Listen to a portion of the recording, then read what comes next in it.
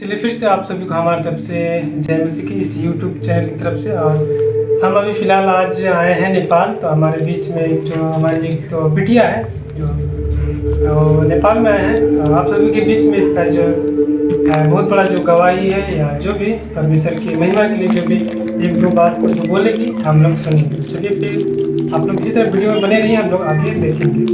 सर्वप्रथम परमेश्वरको नाममा सबैलाई जय मसी। मेरो नाम चाहिँ सुप्रिया कर्मकार हो। म चाहिँ लक्ष्मीपुर 2 रङ्गेलीमा बस्छु।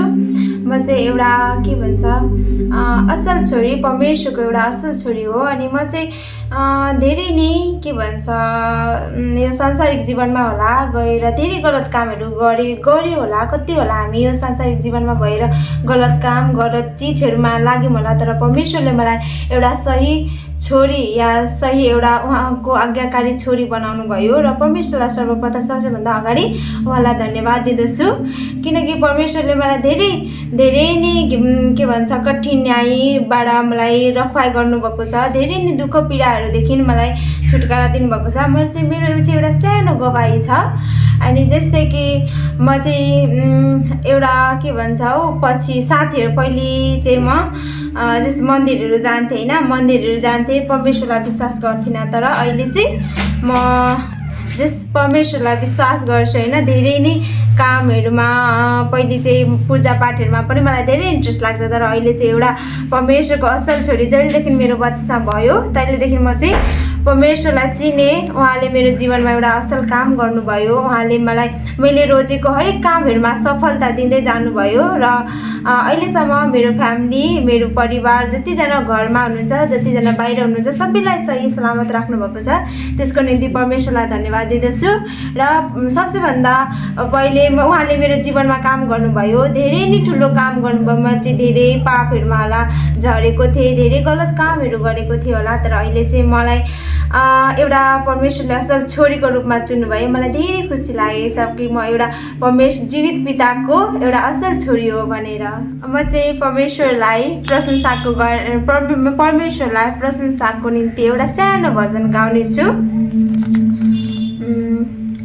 तपाईँको दरबारमा प्रशंसाको भेटी बोकेर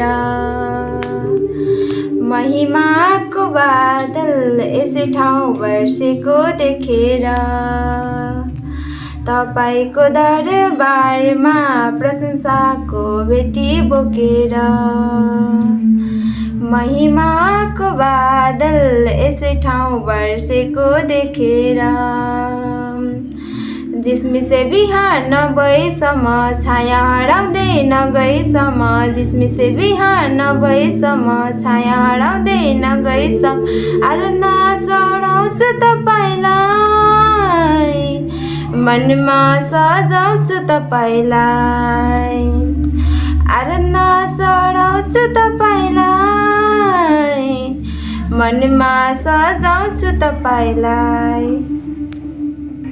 अनि म चाहिँ हाम्रो नेपालमा भएर होइन, हामी चाहिँ यता नेपालको मान्छेहरू चाहिँ धेरै देवी देवताहरूमा विश्वास गर्छन्। तर हामी चाहिँ एउटा जीवित पिताको छोरी भएर मलाई चाहिँ लाग्छ हामी मात्रै बस्ने होइन, तर हामी यो नेपालभरि हरेक ठाउँको मान्छेलाई पनि हामी बचाउन कोसिस गर्नुपर्छ। र यहाँको मान्छेहरूलाई हामी चाहिँ एउटा जीवित पिता भनेर उहाँहरूलाई विश्वास दिलाउनुपर्छ।